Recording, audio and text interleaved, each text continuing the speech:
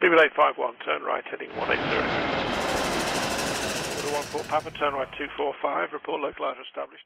The aviation industry has, for the past 18 months, struggled like we've never seen it before. Airlines have sadly disappeared, and beloved aircraft have also been cut from operations and sent to the graveyard, where they have been pulled apart.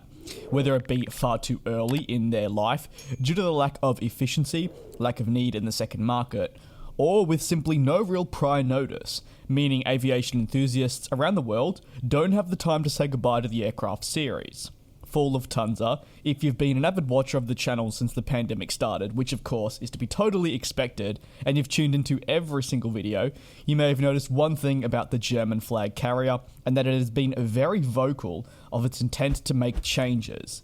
This runs deeper though than just the Lufthansa airline, but also with the group, and the carriers with the likes of Swiss, Brussels and so forth, also subsequently making changes to their own fleet operations, maybe sooner than other airlines, and certainly they have been all very vocal about the reasoning behind it and just during the explanation process. While every airline has actively made changes to ensure their survival and longevity within the industry, for Lufthansa they were certainly the first and most prominent carrier making changes to their long-haul fleet of aircraft, but more specifically the iconic quad jets, which is why they are so often talked about. They were a unique airline in the sense of they flew the A340s, A380, 747-400, and also the newer 747-8, something that in 2020 and even 2019 was quite rare, as airlines very rapidly moved away from the quad-jet era. Lufthansa was seemingly sticking with them.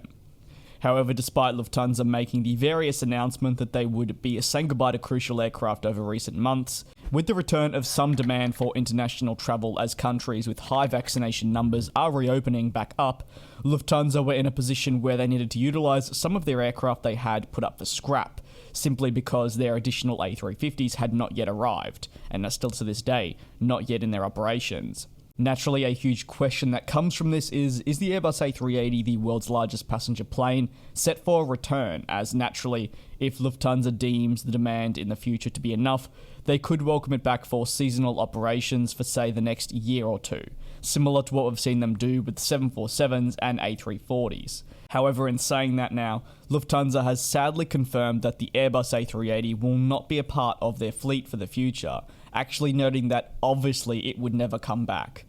The backbone, though, of the Lufthansa fleet for the long term is seemingly going to consist of the A350, 787 and the eventual 777X, whenever that can be delivered to them, with the CEO mentioning specifically that the A380's problem is it would be stuck on only long-range services and does not have the flexibility like that of other aircraft to, say, adjust its operations based purely off what the demand signs are showing.